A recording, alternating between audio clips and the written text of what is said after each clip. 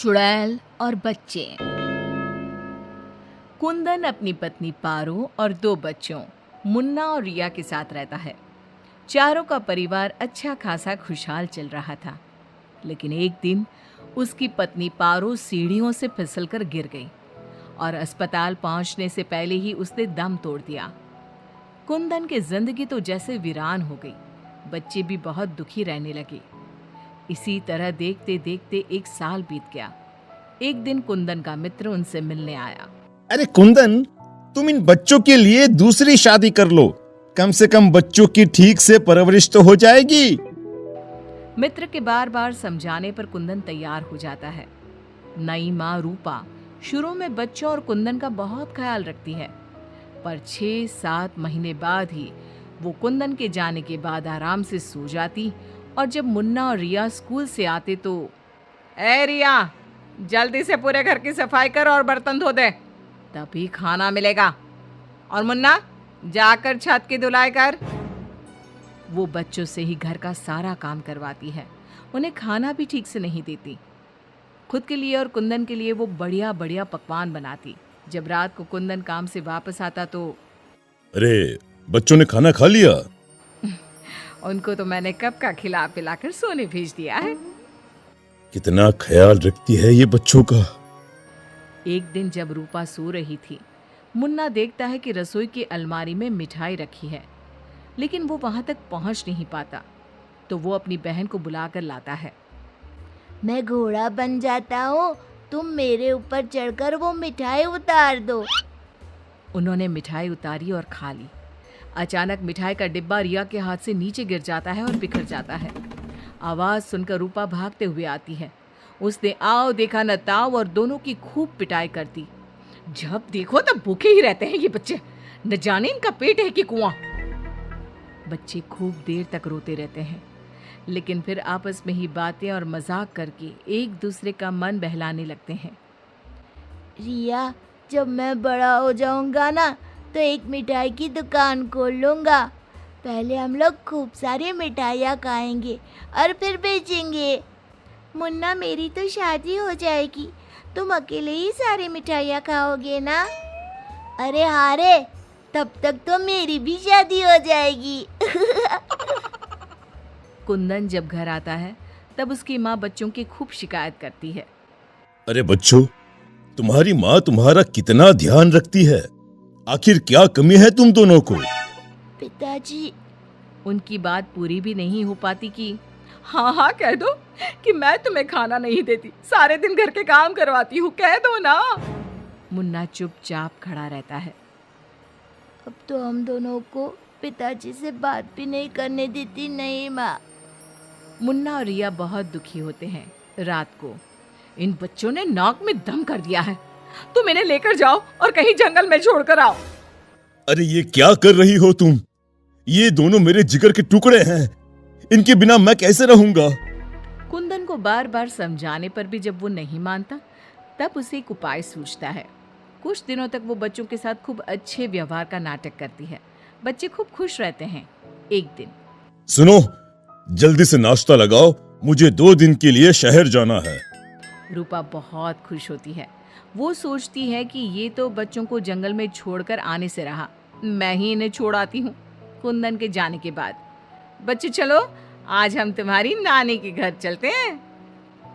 बहुत देर तक चलते चलते जब वो सब घने जंगल में पहुंच जाते हैं तब, माँ, इधर कहाँ नानी का घर है? लगता है हम रास्ता भूल गए हैं। अच्छा, तुम लोग यहीं रुको, मैं रास्ता पूछकर थोड़ी देर में आती हूँ। हाँ, ये कहकर रूपा उन्हें वहीं छोड़कर चली जाती है। बहुत देर हो जाती है और रूपा वापस नहीं आती तो, माँ कब आएगी भैया? इस तरह सुबह से शाम हो जाती है। जहाँ एक तरफ बच्चे जंगल में अपनी माँ का इंतजार कर रहे होते हैं, वहीं दूसरी तरफ रूपा घर में आराम से बैठी थी। इसी तरह 2 दिन बीत जाते हैं और 2 दिन बाद कुंदन जब घर वापस आता है तो, बच्चे कहाँ हैं? मैं उन्हें जंगल में छोड़ आई। ये तुमने क्या किया रूपा? बच्चे बेचारे जंगल में अकेले कहाँ भटक रहे होंगे? क्या किया तुमने ये? देखो, अगर तुम्हें अपने बच्चों की इतनी ही चिंता है ना, तो जाओ तुम और उन्हें ढूंढते रहो। कुंदन बच्चों को ढूंढने की बहुत कोशिश करता है, पर बच्चों का कुछ भी पता नहीं चलता। कुंदन बहुत दुखी होता है। अब वो हर रोज काम पर जाने के बहाने जंगल में बच्चों को ढूंढता हुआ भटकता रहता है। रूपा के जाने के बाद बच्चे रोते रोते आगे बढ़ने लगते हैं। माँ बड़ी चालाकी से हमें जंगल में छोड़कर चली गई। अब हमें रहने के लिए कोई ठिकाना ढूंढना ही होगा। अब तो अंधेरा भी गिर रहा है। आगे जाते ही उनको एक झोपड़ी दिखती है। बच्चों को थोड़ी आशा बनती है। दोनों भागते भागते वहां पहुंचते हैं और झांक कर अंदर देखते हैं तो एक बुढ़िया चरखे पर सूत काट रही थी। उसके शरीर पर सफेद वस्त्र थे।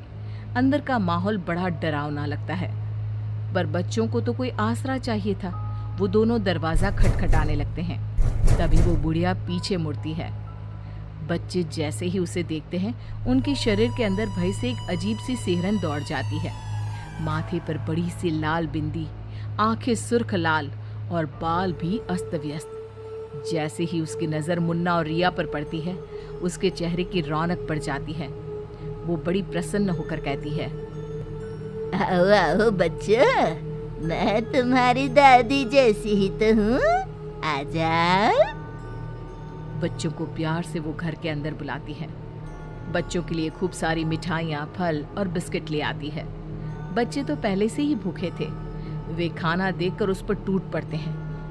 उनका सारा डर भी दूर हो जाता है। वो खाने के बाद तुरंत ही सो जाते हैं। जब सुबह उठते हैं तो बच्चों, हम घर के पीछे वाले बगीचे में चलते हैं। वहाँ बहुत सुंदर फूलों का बगीचा था। मुन्ना और रिया वहीं खेलने लगते हैं। बुढ़िया अंदर चली जाती है। तब तक मुन्ना की नज़र एक गिलहरी पर पड़ती है जो एक कोने में दुबकी हुई थी। मुन्ना उसे प्यार से अपने हाथ में उठा लेता है। तभी गिलहरी इंसानों की आवाज़ में बोलती है, बच्चों, तुम लोग यहाँ से भाग जाओ। ये बुढ़िया एक खतरनाक चुड़ैल है। तुम्हें खिला पिला कर पहले मोटा करेगी, फिर पिंजरे में डाल देगी। सभी बच्चों को ये जादुई छड़ी से पशु पक्षी बनाकर बगीचे में रख देती है। एक एक करके अपनी जादू की छड़ी से सबको बेहोश कर देती है और कढ़ाई में तेल गरम करके पकोड़े बनाकर खा जाती है। इसके पास एक आदमकद का पिंजरा है। ये खुद उसकी सफाई करती है। ये कहकर गिलहरी जमीन पर कूद जाती है।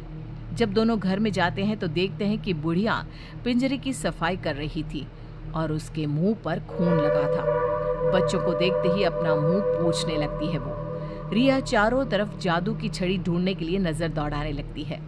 अचानक उसे जादू की छड़ी दिखाई देती है और वो दोनों लपट कर वो छड़ी उठा लेते हैं। जादुई छड़ी, पिंजरा बंद कर दो। पिंजरा बंद हो जाता है।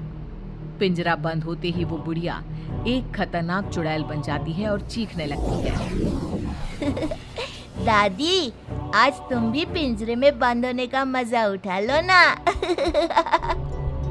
दोनों हंसते हैं। दादी दादी, यही वो जादुई छड़ी है ना जिससे तुम सब बच्चों को चूहा, बिल्ली और गिलहरी बनाती हो? बोलो, तुमको क्या बनना है? मुझे बाहर निकाल, वरना मैं तेरा खून पी जाऊंगी। छड़ी मेरे हवाले कर दे। दादी, पिंजरे में कुछ खाने को दो। ये लो। तब तक आम की गुठलियां चूसो, इनमें अभी भी बहुत रस बचा है। दोनों आम की ढेर सारी गुठलियां पिंजरे में फेंक देते हैं। एक बार मैं बाहर आ जाऊं ना, तुम दोनों के पकोड़े बनाकर चबा जाऊंगी। जे काली कलकत्ते वाली, तेरा वचन न जाए खाली। जादुई छड़ी, इस चुड़ैल को मछली बना दो। जादुई छड़ी, एक बड़े से कढ़ाई में तेल गरम कर दो। जादुई छड़ी चुड़ैल को मछली बना देती है। दोनों उसे उठाकर एक बाल्टी में डाल देते हैं। कढ़ाई में तेल गरम हो रहा होता है। मुन्ना और रिया दौड़कर बगीचे में जाते हैं। वहाँ बहुत सारे जानवर और पक्षी होते हैं।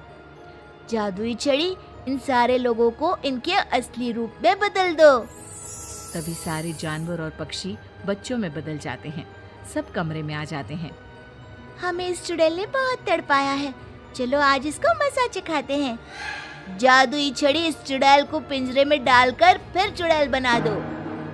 पिंजरे में कैद होकर चुड़ैल फिर चिल्लाने लगती है, ये सारे के सारे शैतान कैसे यहाँ आ गए? जैसे तुम पिंजरे में बंद हो गई वैसे ही हम सब भी यहाँ आ गए। सभी बच्चों ने पिंजरे में ठंडा ठंडा पानी फेंकना शुरू कर दिया। चुड़ैल पहले तुम नहा लो, फिर हम तुम्हें मछली बनाकर पकौड़े बनाकर खा जाएंगे। सभी बच्चे ताली बजाकर खूब हंसते हैं। बच्चों मुझे माफ कर दो, मैं कभी ऐसा नहीं करूंगी। एक बार मुझे पिंजरे से निकाल दो। दोस्तों, क्या हमें इस चुड़ैल की चिकनी चुपड़ी बातों में आना चाहिए? नहीं, बिल्कुल नहीं, नहीं, बिल्कुल नहीं। मुन्ना जोर से छड़ी फटकारता है। जादुई छड़ी, इस चुड़ैल को मछली बनाकर कढ़ाई में डाल दो। मछली की कढ़ाई में गिरते ही बहुत तेज आवाज होती है, जैसे कहीं बिजली चमकी हो। सभी बच्चे डरकर एक दूसरे से चिपक जाते हैं। मछली का आकार बहुत बड़ी सी चुड़ैल का हो जाता है। वो बार बार कढ़ाई से निकलने की कोशिश करती है। सभी बच्चे मिलकर उसे फिर कढ़ाई में ढकेल देते हैं। अंत में वो गरम तेल में जलकर मर जाती है। सब बच्चे खुश होकर तालियां बजाने लगते हैं। मुन्ना जादू की छड़ी की सहायता से सभी बच्चों के साथ शहर आ जाता है। जब वे अपने घर पहुंचते हैं तब पिताजी, हम आ गए। कुंदन उनकी आवाज सुनते ही भागता हुआ आता है। बच्चों को देखकर उसकी आंखों से झरझर आंसू गिरने लगते हैं। पिताजी, आप रोइए मत, अब हमारे दुख के दिन खत्म हो गए हैं। मुन्ना कुंदन को सारी बात बताता है। जादुई छड़ी पाकर उनके सारे कष्ट खत्म हो जाते हैं।